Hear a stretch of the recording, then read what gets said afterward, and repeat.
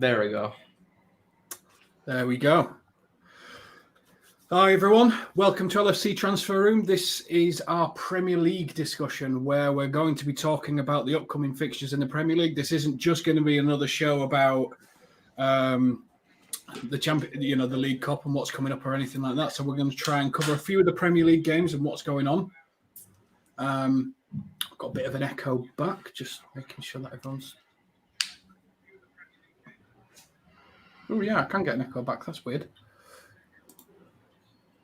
Anyway, so I'm today with Chedu and Jay. How are you doing today, Chedu? Doing fantastic, man. Thank you for asking. Got a few exciting games coming up for us, which will define a lot of things. It just feels like it's all building up now, doesn't it? It feels like the season's live. And how about you, Jay? How are things going? Good, mate, good. Weekend's here, which means footy's here. So always a positive when the footy's back on. Oh, and we got a big one tonight. That Southampton versus Norwich match, which has got everyone's pulse racing for the weekend. The most important game ever. Couldn't believe how important it is. But I think probably where we'll start is, when we talk about Premier League games and what we're interested in the Premier League is that City game. A game Everton can't afford to throw away, a game Manchester City have to beat to keep the pressure on. Chedu, how do you see it going? I don't think, if I recall, I've ever actually rooted for Everton, but an Everton win, I think, I know it's a little bit early, but I think it actually seals our path towards the win. Because seeing at our form recently, it seems like every single player believes that we have what it takes to take the title away from City. And I think City's feeling the pressure. And not only that, but they definitely want the Champions League. So I wouldn't be surprised if they prioritize that and end up losing their grip on the league title because of it. So I think it's going to be this one and the game and our game against City. I think are going to be the two deciding factors to the season. So it's really, really big. And Matthias says it best. He can't believe he's having to cheer on Neverton. Jay, are you going to be able to do it, or are you just going to hope for a 1-1 draw and that'll do? I'll never cheer Everton, mate, but I'll be very, very, very happy if they do us a favour. I think the interesting thing is City aren't used to the pressure of having to win a game, and I think it'll be interesting how that pans out because I live about 2 minutes away from Everton's ground, and the atmosphere there since Lampard's been there has been unreal, Like it feels like you're in the game. So the atmosphere could get to City tomorrow. Obviously, they're used to playing in the Etihad. So, not having that pressure previously, having to do it for the first time, it'd be interesting to see how that pans out, to be honest. And Everton need the points, obviously, most importantly. I mean, Everton are 16th, aren't they? 22 points. They've lost 4 of the last 5 and won 1. Yeah. I mean, in reality, we've got hope here, but in reality, does anyone actually think that Everton are going to pull something off? I mean, if either of you do, please explain to me why, because as much as I want it, and I want it bad, I just can't see Everton doing anything against this Man City team. In terms of odds, I would not bet on Everton to do anything against this Man City team. But, anything can happen in football. We've seen a lot of that every single season. And as Jay said, with Lampard coming in, it's a whole different perspective for Everton. And I think the new signings they've made have been actually quite good signings. A lot of players I do rate, like that. I believe he's Ukrainian actually, the left back that they signed. Yeah, as well as of course Van de Beek. I think they have made some good transfers, which will definitely help them. And I actually do think that Lampard is a good manager. Just was a little bit unlucky at Chelsea. Maybe it was a little bit of a step ahead that he should have had. So I think this is more his level. I think it's going to be tough, but I wouldn't be surprised if Lampard can actually pull something out of the bag. Yeah, and we've got Calvert-Lewin coming back. I think this is his second game, and he's not going to be obviously firing on all cylinders straight away. But one of the things Everton have obviously lacked is that cutting edge to score goals.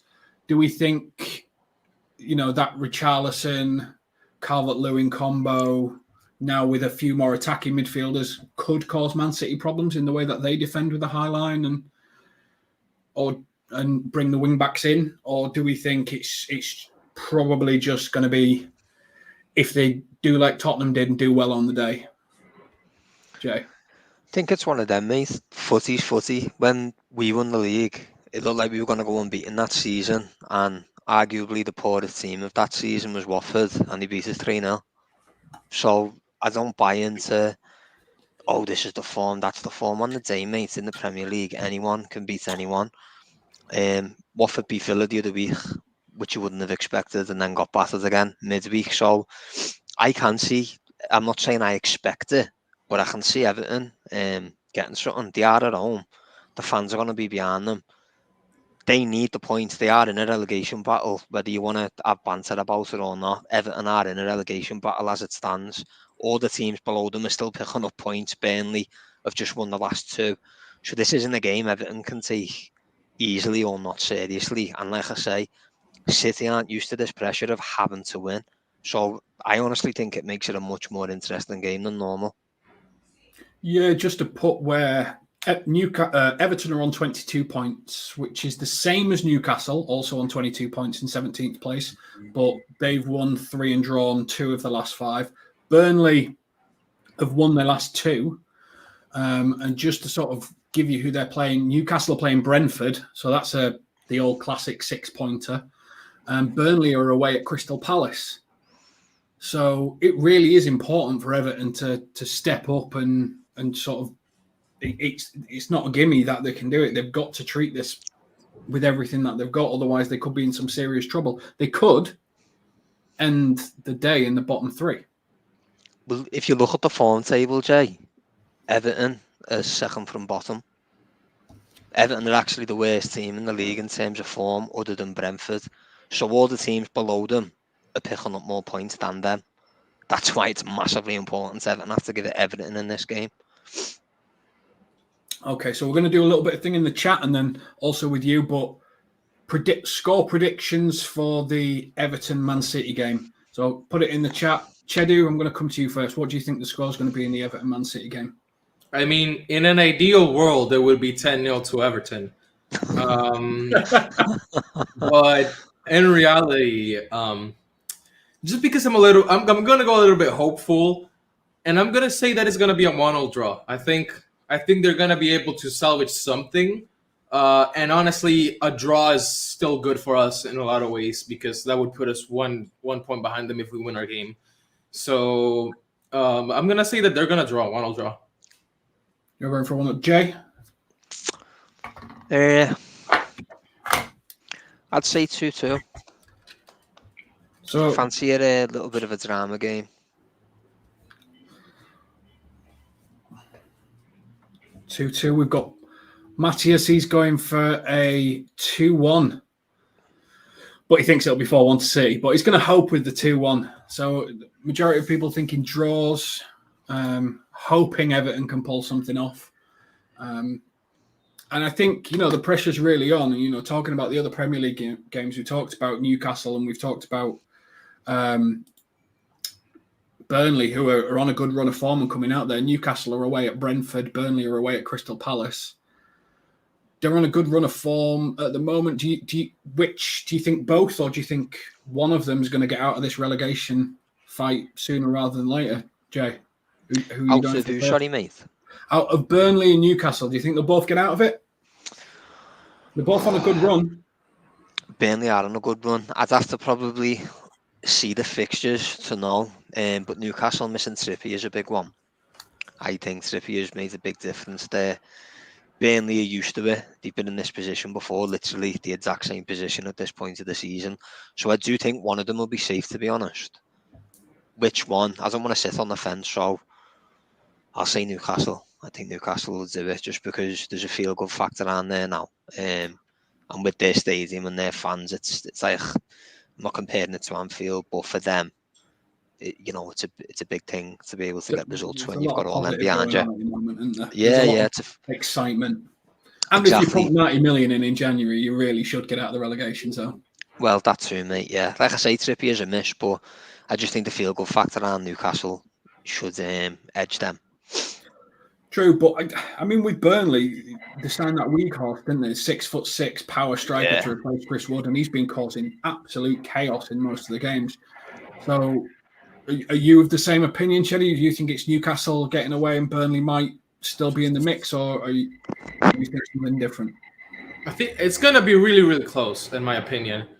And I genuinely think that Newcastle are going to be the one to come out on top. I think Burnley's relegation has been a long time coming. Season after season, it seems like they're going to be relegated. So I think this is going to be the time they will, but it's going to be really close. As you said, Weghorst signed, and I think he's a phenomenal player. What a signing for them!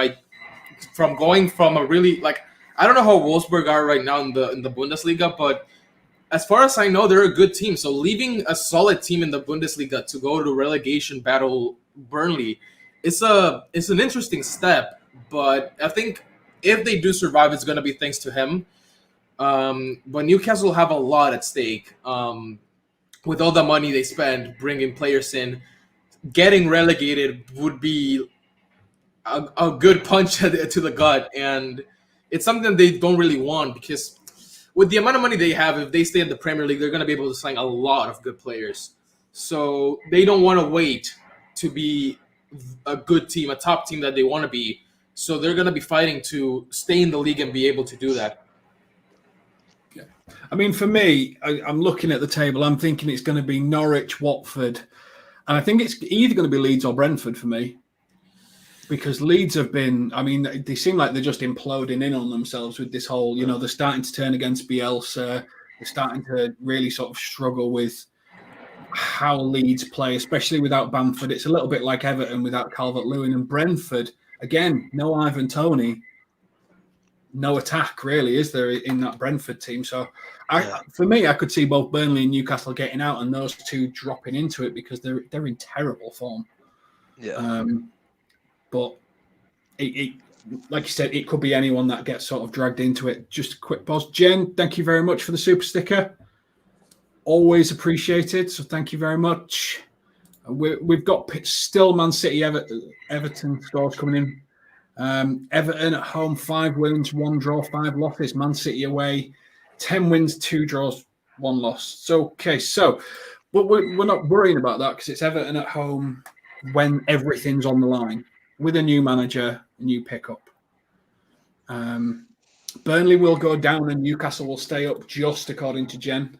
I struggle to see how you can make an argument for Brentford turning it around, to be honest. I think they had that initial Blackpool type attack into the Premier League and then they just got worked out. A bit like when Sheffield United got worked out for me. But, I mean, can either of you make a case for Brentford staying up? Is it all if Ivan Toney comes back firing, Jay? I think you've just hit the nail on the head, to be honest, mate. That was a fair assessment. When Brentford first came in, first 10 games, arguably, I thought, they'll be comfortable. He knows how to play with the ball, and if he needs to play ugly, he can. But they're just not picking up any points, are they? And it doesn't look like they're going to start to either. So, no, I think you're right, to be honest, mate. I think Brentford could easily be sucked into this. And Leeds, my God, did you just suck goals in? It's insane. The boss to watch because it's always an entertaining game, but yeah, they can't defend, mate. So yeah, I do think you're right. Probably Brentford's out the two because Leeds have got the better players, but no, I agree with you, mate. I think Brentford probably gets sucked into that. And is there anyone else that you're thinking could drop into this, Chedu? Is there anyone sort of in the relegation fight, or Villa in it? Because I think Villa aren't far away, are they? They're on 27 points, which is 3 points ahead of Brentford. Stevie G had a great start, and that's stumbling a bit now, isn't it, with a draw and 2 losses? Or I think how it goes. I think everyone just after Villa are in it. I think Villa should be all right, and after the money they've spent, they definitely should be. I mean, you look at that squad compared to the teams below them, it'd be a bit of a joke if they went down, to be honest. Yeah, I mean, the players, I think summer and January, I think the business they did was really, really good, especially seeing how Grealish left. But when the Bailey, Danny Ings, I think they've done really, really good transfers, and Gerrard in Scotland did wonders for Rangers. And I know you can say, oh, it was the Scottish league, but either way, going unbeaten for a season in a league with a team that, when there's Celtic, who's had domination over the league for so long, it's still really, really impressive. So I think he's going to be able to turn it around. I don't think they're going to end that high, but they'll survive. They'll definitely survive. And in terms of Brentford, at this point in the league, for a team that, last season no one really thought was going to get promoted, when you're in such a bad run of form and your star player, has been out for so long, it does hit your confidence really, really hard. And I don't think they'll be able to pick themselves up from that.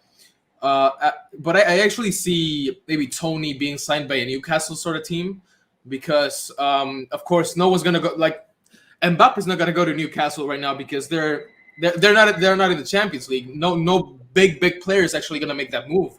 So I can see them going for someone like Ivan Toney, who has proven himself to be good enough for the Premier League. If they do drop, but yeah, I think as Jay said, everyone below Aston Villa is definitely in the race. It's gonna be a really, really close one. So just about Tony. Sorry, Tony's played for Newcastle already. Yeah, they let him go. There's no way he's going back to Newcastle, mate, because he played the other week and he made the gesture at the fans, more or less as if to say, you didn't give me a chance. Yeah, do you know what I mean? Yeah, he was on Newcastle's books years ago. I was a big fan of him, and then I know the video came out of him, saying F Brentford. And I think that just kills any chance of someone like Klopp wanting to sign you. Because he'll just be like, unprofessional, not my type of player, move on. And it's something as little as, a drunken boat ride in Dubai can ruin your opportunities. Trying to impress some woman or something like that. The game of the weekend that really intrigues me is the game of the imploding managers. We've got Antonio Conte, and then we've got Bielsa of Leeds, and it's at Leeds. It's impossible to call this one. Surely it's either going to be an absolute classic, or it's going to be shocking. Chedu, how do you see this one going down?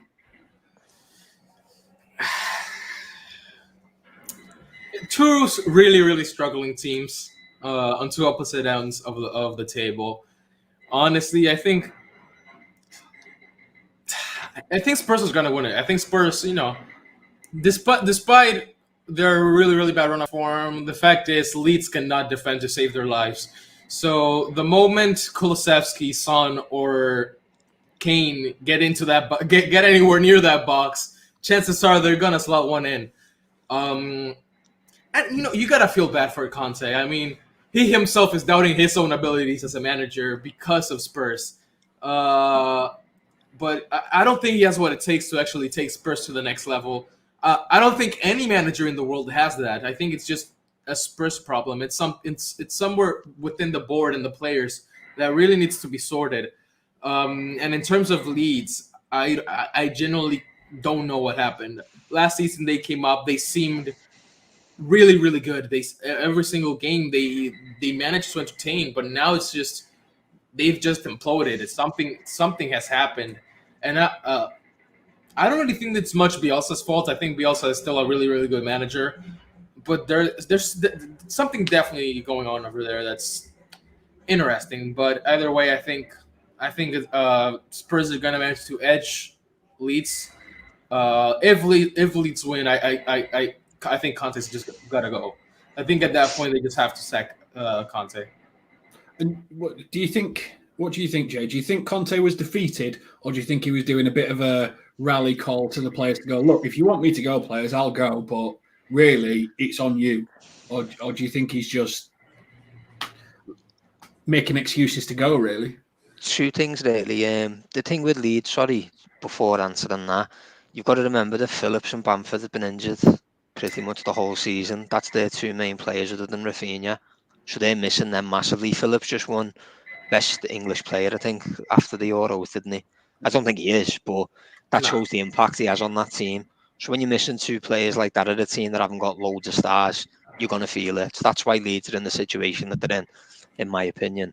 The Conte thing, I think it was one or two things. He was throwing his toys out the pram because he didn't get Diaz. He was desperate for Diaz in the January window, and he wanted one or two others, and they haven't come up to him. So I think it was more or less Conte saying, if you don't give me what I want in the summer to continue this job, I'm off.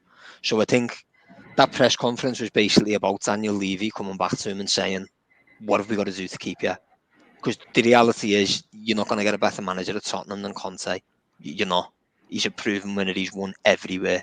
Everywhere he's been, he's won. You can see the improvements in Spurs since he's been there. But yeah, I honestly think that was just back me or sack me to Levy, basically, because he put his cards on the table and said, if you want rid, get rid. So I think it was a bit of an ultimatum to the board, personally. But it's Spurs and it's Levy, whatever it is. I think Matty says it in chat. It was a Traore that they're after as well. Yeah. If you want the player, you get it done before anyone's even aware of it. If the player wants to come and everything like that, you get it done quick. The fact that we got wind of it, the fact Barcelona got wind of it, just shows that they're not. I mean, both players wanted to go to their clubs respectfully. I mean, Luis Diaz himself said that he had one thing in his mind, and it was to go to Liverpool. And massive thank you to Tottenham as well, because, of course, his asking price was way higher. Tottenham managed to drop it, and we just matched theirs. And after that, it was just where the player wanted to go more, and, of course, it was going to come to Liverpool. It was always his number one choice. And, of course, Adama being from Barcelona long ago, he wanted to go back and prove that he has what it takes to play in the team. And I mean, 4 assists and 4 starts, more than his double from his last 59 Premier League games, just shows the kind of impact that he's made on that Barcelona team. And to be fair to Conte, he is definitely right. The board and Levy have always been known to not give the managers what they want and what they need in order to sign the players that are needed to take Tottenham to the next level. And fair play to Conte. I mean, Conte knows his worth. He knows how good of a manager he is and what he can do. And if Levy is not willing to give him what he needs to turn Tottenham into a super team, then he's in his right mind to leave, to go to a team that actually has the potential to win, because Tottenham do not have that. They were, in my opinion, they were lucky to make it to the Champions League final with Pochettino. And since then, Levy didn't do what was necessary to take the team to the next step of actually winning something. So, in all fairness, Conte is right. If they don't give him what he needs, he should just leave. So to play devil's advocate with you both, Tottenham Hotspur, they've got one of the greatest training grounds in the Premier League. They've got one of the greatest stadiums in the Premier League. Billions of pounds spent, multi-millions. They've got to pay that back. It doesn't just come out of nowhere. They've created a infrastructure for a world-leading coach to bring players through, improve them, and make them an amazing team. A bit like, some German guy who manages some club up north. So why can't someone get it right in Tottenham? Because they've not spent more than Liverpool. Their infrastructure is just as good as ours. They got theirs a little bit sooner than us because of the AXA Training Centre. So why can't someone crack the code at Tottenham? I think it. Oh, you can go, Jay. No, go on, mate. Okay. I think it goes down to the fact that, I mean, we can. The thing with Klopp is, of course, we saw that the superstars he made are really players from other clubs that had the potential to become what they are now. And in terms of Spurs, you look at Spurs with one of players like, again, Luis Diaz, Adama Traore, Bruno Fernandes before he signed for United. They don't show the ambition that other clubs show. They don't show that they have the capacity to actually make it to the next level. Yes, their facilities are as good as any other, but the problem is coming from the board, and they seem to have no plan. They seem to not know what they want to do. And I think that's why players aren't really having Tottenham as their first choice. So I think it comes down to the fact that the board and Levy himself just aren't doing what they have to do to attract players, and I think that's just it. I think that's the problem. They just have to go that extra mile to show the players that they actually have a plan to be a winning team. Because again, people make memes of it, but it's true. Tottenham don't win trophies. And that's a problem. What player would take Tottenham over? Even Barcelona, who are struggling now, are a proven team, a team that have a coach with a plan behind them. While Tottenham don't have that, and that's the problem that they have. Levy sorts that, and you will see players want to come in because, again, over and over again, it's the same thing. Player gets linked to Tottenham, but they choose another team instead because they actually see a future in that team. Not in Spurs. I think you made a really good point, which is, I think I remember Conte saying we need more experienced players, but Tottenham want to sign young players. And that's kind of where the club philosophy and the manager philosophy are clashing. So who would be an ideal Spurs manager, Jay, to sort of bring them Klopp-like forward, sort of to live the true values of the club and to bring it through? Is there anyone that comes to mind? It should be. You touched on this before, Jay. You've got to look at that Tottenham squad that he's inherited compared to the squad that Klopp got. Tottenham squad's 10 times better than what we had. He's got Harry Kane. He's got Son. He's got Lucas Moura, who I really like, who doesn't really seem to get a fair crack of it. Now we're talking about them not spending money on players. They signed Lo Celso for 60 million, was it? Ndombele was 60 million. So they've signed players, they just haven't signed the right players. We've got Mane, Salah. Just now, haven't they? Bergwijn, Bentancur, Kulanovsky from Juve. I mean, these are some good potential world-class players. Hugo Lloris in goal. He's a top goalkeeper. Who've you got at centre-half now, Tottenham? Can't think. Romero. Everton, Sanchez. Romero's on loan from Atlanta, isn't he? He's loan with obligation to buy, yeah. But you're looking at that squad now compared to what Klopp's up. We had Conor Randall on the bench and Adam Bogdan. Do you know what I mean? Like the levels are completely different. Look at the facilities they've got compared to what we had. We still have Melwood. He hasn't. He's got a massive state-of-the-art training facility. So, no, Conte's got it better than what Klopp had. So if he wants to sulk about it, he knew what he was getting into. Levy's been the same way since he's owned Tottenham. Always been like that. So it's on Conte, to be honest. He should be able to get more out of that team, in my opinion. Go on, in chat as well.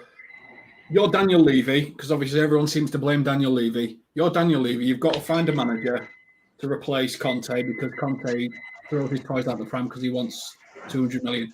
Who would you go after? Who is the solution? Because I thought, I've completely forgotten his name, the Wolves manager was a really Nuno Espirito Santo. So I thought he was a cracking appointment for what they were trying to do. But I think they gave up on him too soon. Who would you have managing Spurs if you were Daniel Levy? Chedu, we'll go to you first. Who would you pick? Ideally, Zidane. I think he's a phenomenal manager. Of course, he doesn't have a club right now. But I just don't think they have enough to actually attract him. Because again, you see the Real Madrid that he managed, the amount of quality in that team. If they can convince Zidane to come in, I think that would be a phenomenal signing for them. And everyone can say whatever they want about Zidane, that he had Ronaldo and that's why he was good. But he's a top manager, and I think he has what it takes to take any club to the next level. If he's still not going to get Bale back, though, are you? If Zidane comes in, Bale's not coming back. Yeah, definitely not. PGA, isn't he? He's gonna go play with Tiger Woods instead. Yeah.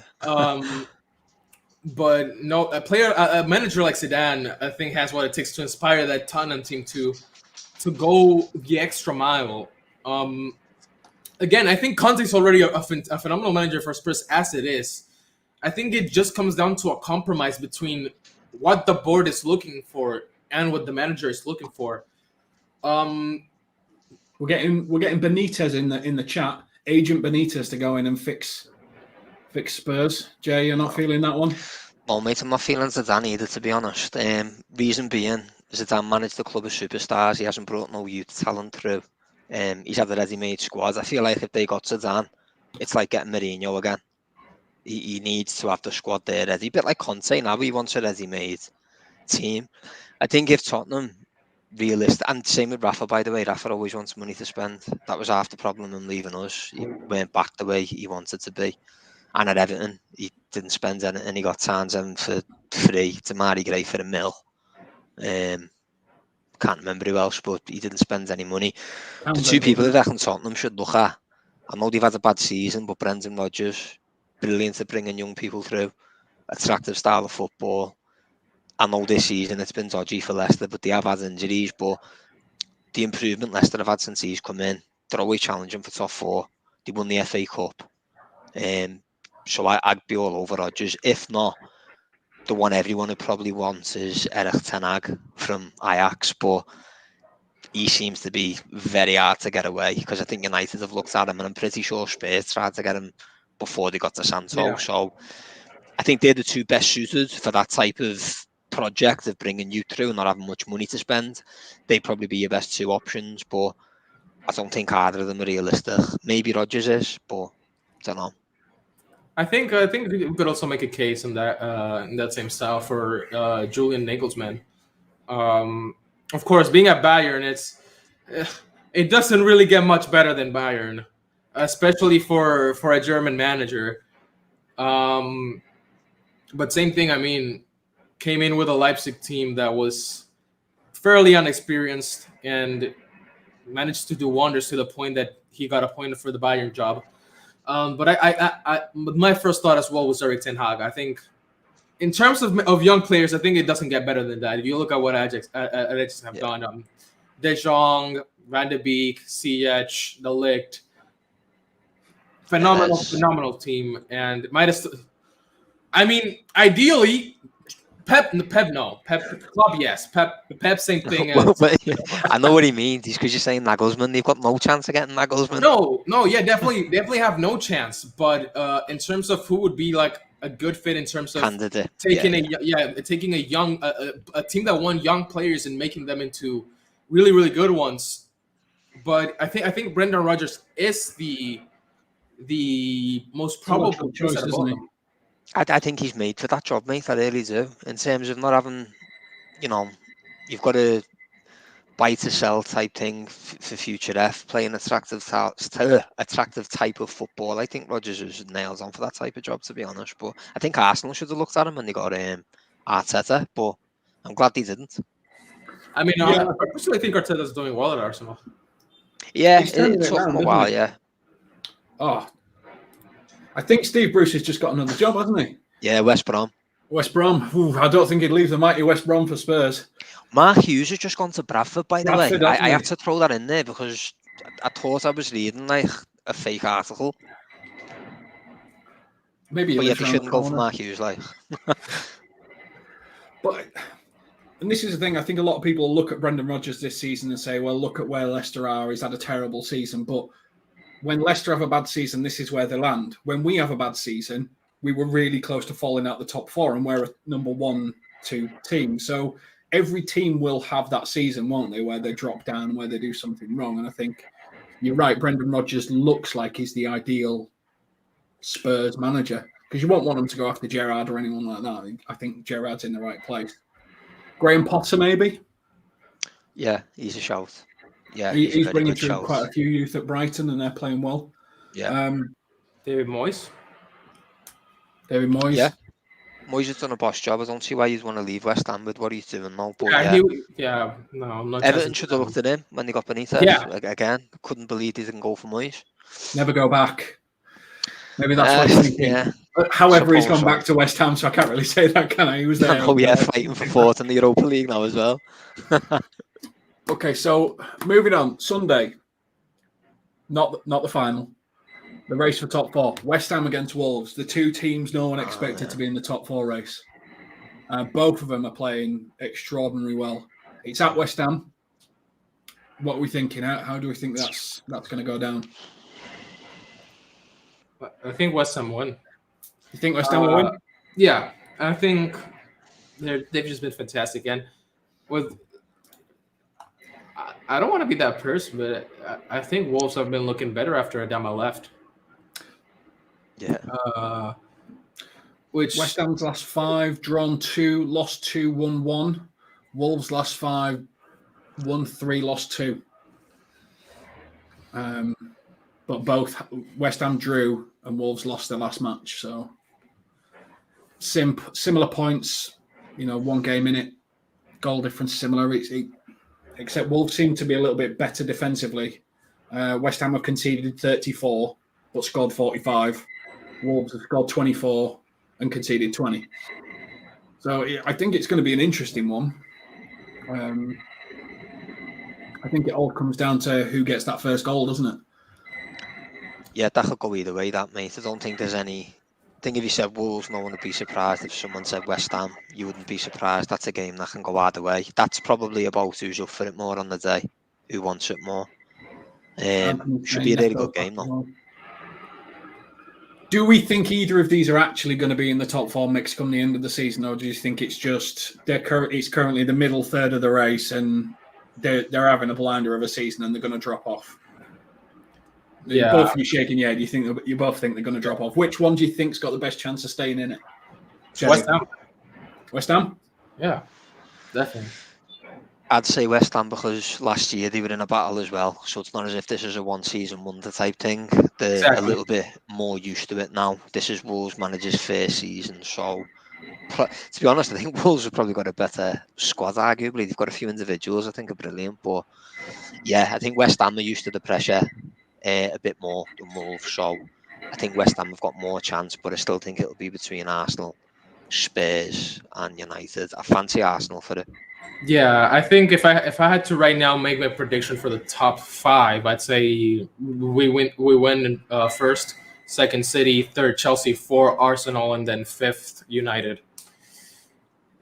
I think and then West Ham 6th. I think that would be the ideal.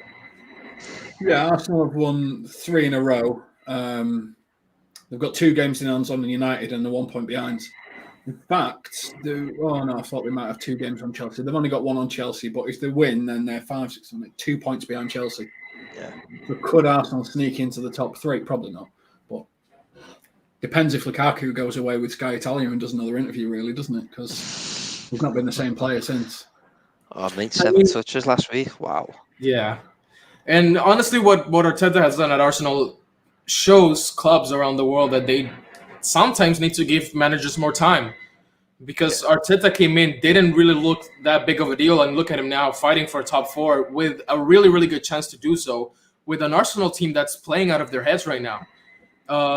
If we take it back to Spurs, had they given Nuno more time, maybe he would have done something with them as well. And that can really be said about any team in the world. And I'm happy for Arteta that he's actually able to do this. And he has really good players at his hand. Saka, Smith Rowe, Odegaard, who's been playing really, really well too. Yeah. And wouldn't really be surprised if they end up in 4th or even 3rd. I mean, again, Lukaku just... I was that person that at the start, that before the season started, said Lukaku's gonna flop. He's not gonna do that well, and here we are. I don't know what's going on with him, if it's his confidence or if it's just something about the Premier League for him.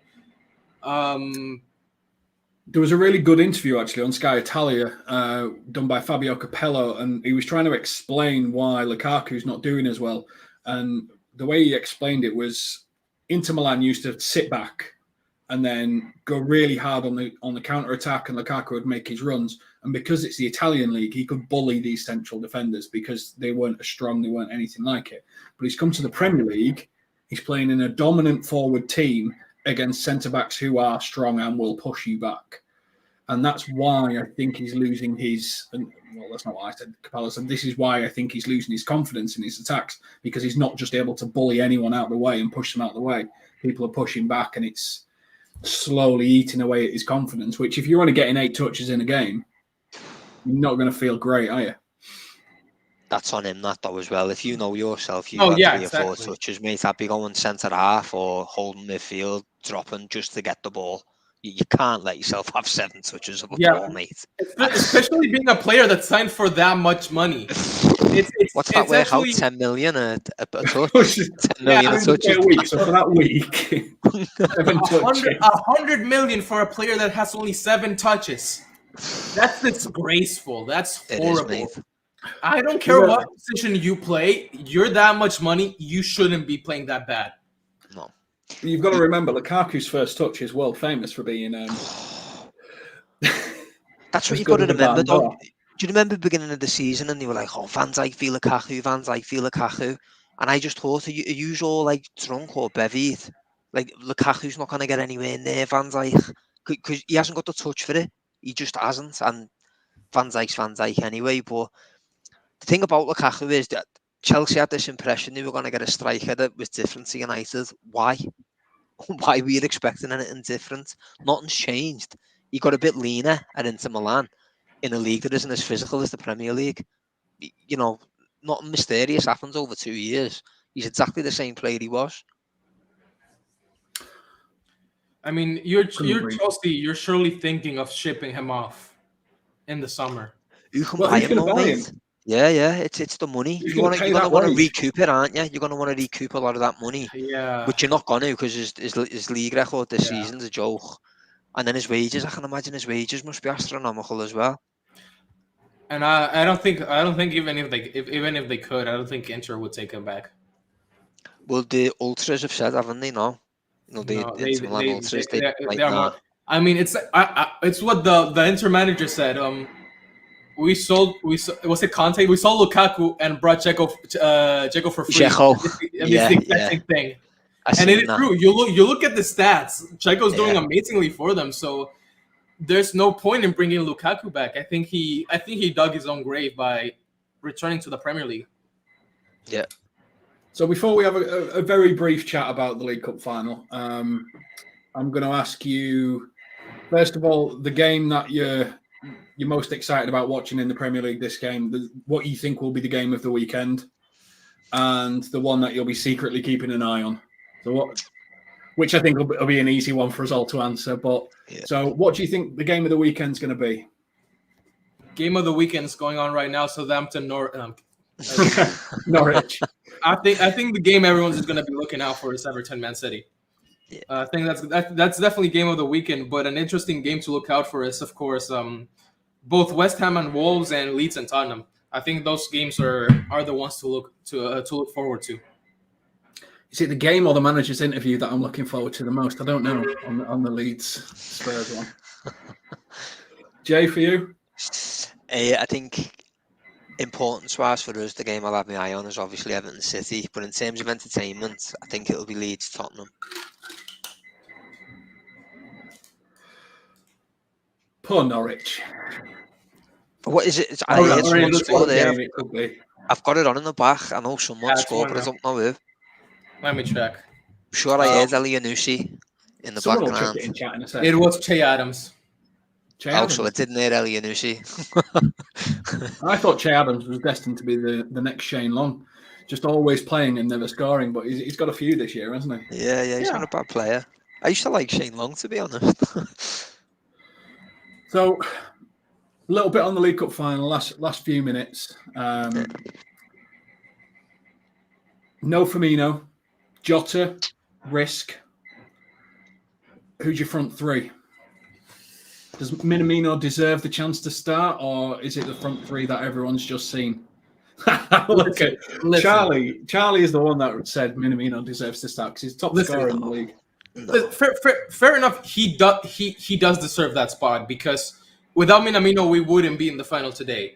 He has done wonders for us in the Carabao Cup, but a final against Chelsea, I wouldn't start Minamino because we're playing against a good Chelsea team, and I don't think we can really risk it. And I'll agree with both comments you just pulled up. Same starting three that we had in the last game. I think they were all phenomenal. I think Salah's always great. Diaz didn't get a goal or an assist, but my God, the way he moves on that pitch is fantastic. And Mane's just Mane. He does what he wants. So I don't think Jota should start because, again, he was injured. We can't really do that. I think if we're in a tough spot, yes, bring him in, but don't start him in any way at all. He shouldn't be on the starting lineup. So you've got the front three started there. Jay, centre-back, Matip or Konate? If it's against Lukaku. Doesn't matter. He's not going to do anything. To be honest, I'd say Matip because he just doesn't scare me. If he has a bit of pace in that, I'd say Konate, to be fair, but I just think Van Dijk could deal with Lukaku all day. And just on what you were saying about Minamino, do you think it's fair that Kelleher starts? Me? Klopp said Kelleher's going to start, didn't he? So, yeah. It's funny, I've been asking this on my Twitter because I'm interested to see Red's takes on it about Diaz starting, because I think that's a very difficult decision for Klopp, because in terms of putting your best team out, Diaz starts, but in terms of fairness to the rest of your squad, I don't actually think Diaz should start. He hasn't contributed to get to that final. It's sort of... I mean, that's why, like, it's dismissing. I get why whoever it was who said Minamino should start because of what he's contributed. And I wouldn't be surprised if Klopp does start him exactly because of that, because Diaz hasn't earned to start in that final because he's done nothing in the Carabao Cup. While Minamino that's why I wouldn't be surprised if we see Mane, Salah, Minamino starting. I completely agree, mate, because I think a lot of people have... it's when we talk about signing new players, like people talk about Haaland and Mbappe, and we go, oh, we won't do it because it'll break the wage structure, and all the other players will be like, this man hasn't deserved it. How's this any different? You know, that squad's been on a journey to get to the final, and as much as I love Diaz and think he's brilliant, he hasn't been part of that journey. So I don't think he should just start on that. I don't know, mate, I'm half and half. I want to win, which means Diaz should start. But then at the same time, I don't think it's right to rock the boat with players who've actually helped you get there. Do you know what I mean? And I suppose it depends on your dressing room, how the players would perceive Diaz starting. If Jota could start without it being a risk, that would be the easy option. Mane, Jota, Salah. So I think it's a tricky one for Klopp, how to keep the harmony if he was to start Diaz. So it wouldn't shock me if he didn't start him. Klopp doesn't strike me as someone who would start him, to be honest. He really doesn't. Well, the area that the last time we played Chelsea that worried me was midfield, because Kante just, even though there were 10 men, was doing the work of 10 men himself. Yeah. And I've completely forgotten his midfield partner. He's just fallen out of my head. Kovacic. Yes. They ran our midfield ragged Kovacic in the last game. So obviously central defenders sorted. We'll come onto Tomiskas or Robertson next. But who's your midfield three, Chedu? Fabinho, Thiago, and Harvey. I think that's the key. The only one of those that really concerns me is Harvey, because he's much more of an attacking player than he is in midfield. Although he's done well, I think when it comes to tracking back, he just doesn't have that going for him quite yet. But I think I have more confidence in him than in Henderson. Yes, the last game he did well, but looking at recent form, Henderson just hasn't been that good. But I wouldn't be surprised. Keita just hasn't been playing that often recently. You can say the exact same thing about Harvey, but the difference is Harvey was a solid starter at the start of the season before he got injured. So, yeah, I think Thiago and Fabinho have to start no matter what. They're our two best midfielders, and I'm pretty sure they haven't lost a game together. Yeah, so I think it's pretty easy on those two. It just depends on who the third midfielder should be. Well, against Inter Milan, it was those three, wasn't it? And it didn't look great until they brought Henderson on to bring that bit more midfield stability to stop those Perisic runs. No, you know what? I'll actually swap it. No. I'm gonna say Henderson instead of Elliott, because we're going against Kante and Kovacic. We're gonna need midfielders who are used to playing in midfield and being able to move, play against players like those. And I don't think Harvey is ready for them yet. He's still with the pressure. Do not name Ox. No. Oh yeah, that with you, Ched. My God, mate, don't get me started on him. Doesn't he deserve the opportunity? He's played in the No. Get Ox as far away from the team as possible. I could think do a separate podcast on that. yeah, I can spend a whole 2 hours talking about how Ox shouldn't even play for top 10 teams in the Premier League. Just no. What if you replaced our striker and put Ox on the right? You know, hasn't he No. Stop staring the pot, Jay. No, play Matip as a midfielder before Ox, please. Just no. We've got here in the chat. He deserves it just as much as Minamino and Callum. I don't care. I do not care if he deserves it or not. I'd rather play his bird from that band, the Saturday or whatever they're from, Little Mix, wherever she's from. I'd rather have his bird in the middle. All right, Jay, your midfield three. Who are you going with? Obviously, the Oxen as number one. Yeah, and Tyler Morton as well, me as well. No disrespect to Morton. No disrespect to him. I was just naming a crap midfield. I can guarantee Anderson starts. That's why he didn't start the weekend. And the other one's a no-brainer, mate. Thiago's in my team every week. That man's just phenomenal. I haven't got words for Thiago, mate. The stuff he does, the little cheeky turns, not looking many passes. Oh, mate, he just oozes class. He's just. I wish he was 25. The only negative I've got about Thiago is he's not 25. Yeah. And doesn't play enough, probably. But yeah, for being old Thiago is who I'd pick. And I think Henderson's already nailed on. One, he's the skipper and he didn't start against Leeds, which tells you he's starting. And then the final question, the final thing we'll finish it on is Kostas Timiskas, who's played all the rounds, or Robbo. I don't think you can make a wrong move in this one because I think both have been sensational all season. But who played the last game for us? Was it Kostas against Leeds or in Liverpool? Yeah, against Leeds. Yeah, Robbo. Well, okay, then yeah, I play Simkas. I think we have. If we put Cancelo out of the picture, I think we have the two best left backs in the league, in Kostas and Robertson. So I think it doesn't really matter who we started. They're both. I think they're both equally. Will do equally as good for us in that game. But I think so. Right back, couldn't you? I think I'd rather put a three-legged dog before us. I hope Ox isn't watching, mate. Listen, Ox, if you're watching, I loved you in the LFC hip hop quiz, but on the pitch, we all have our opinions. And final one, because we're not going to get together again until after it, is score predictions. How do we think it's going to go down? I'll be honest. I see this going to extra time and us winning it in extra time. Because Salah is not human and can run at whatever time of day it is. I think 2-1 in extra time. And please put it in chat. What do you think it's going to be? Can I just say as well, boys, how nice is it that we can have a discussion about who you would play and either option isn't bad? Yes. Kanate or Matip, Tsimikas or Robbo, Diaz or Jota. When have we been in this position? Fox or Henderson. Making the explicit's going to come out here, And for the result, by the way, I think we're going to beat them 3-1. I'm going to say 2-0. I don't think it's going to go to extra time. And in the event that it does go to penalties, which I don't think we really talked about, I would start Kelleher over Alisson. He's deserved it. And I think Kelleher, the difference between like a Kelleher or a Knox or a Minamino is the fact that Kelleher has actually performed every time he's been in goal.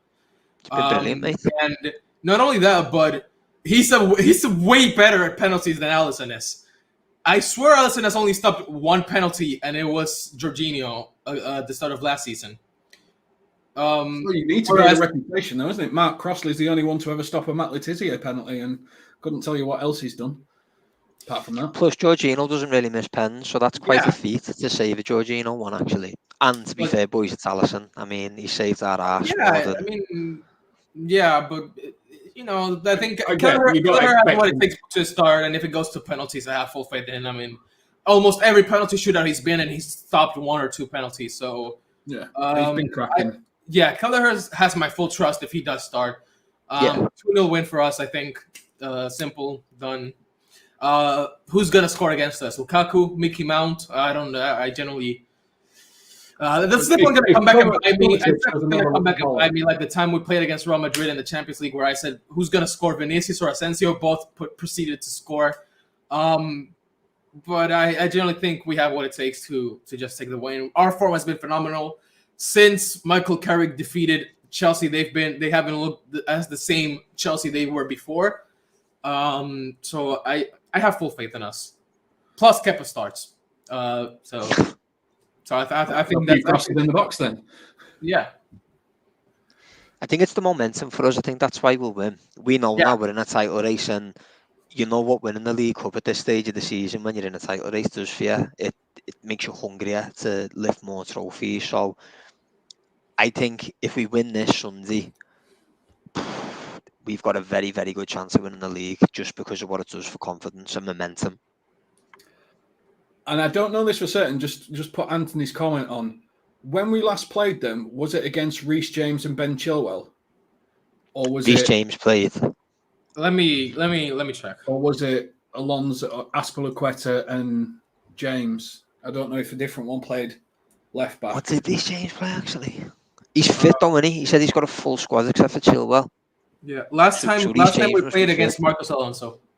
Marcos Alonso. I mean, you still love to see it, don't you, Salah against Alonso? I mean, Salah scored in the game, so. Yeah, I hope Alonso plays, like, watch him score 2 or something now. Like, you can let him shoot, and then he just hammered in a volley, didn't he, from miles away against them. Free goal, that one, eh? We win that game without that free goal, by the way. That's just one of them. You hit that 300 times and it goes in once. Yeah. Right, so this has been LFC Transfer. Make sure you like and subscribe. Thank you very much to Jay and Chedu for joining us today. Obviously, we know Chedu is now a massive Ox fan and wants him to start in the League Cup final. Always happen. Thank you very much for your time, everyone. Take care.